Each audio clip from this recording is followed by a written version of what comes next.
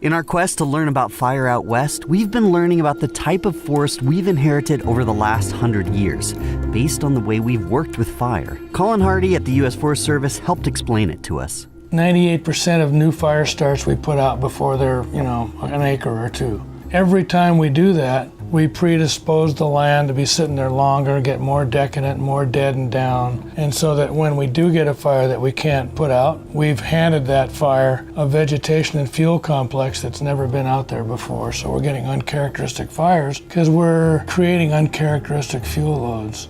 This message is something everyone has told us. It seems a big moral of the story is we need more fire.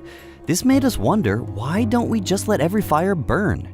We asked Colin that exact question. Our moral obligation to human health is one reason why we can't. The smoke exposure over certain levels. So we have to balance what humans value versus how much they value the natural ecosystem.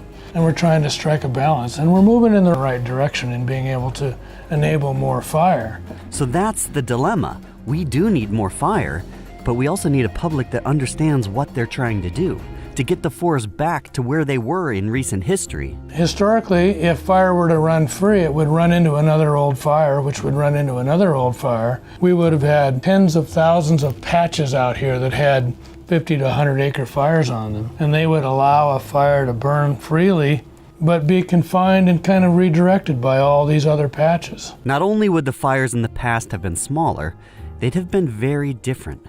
Now the fires are on the hundreds to 500,000 acre size, and a fire like that isn't something this habitat has experienced before.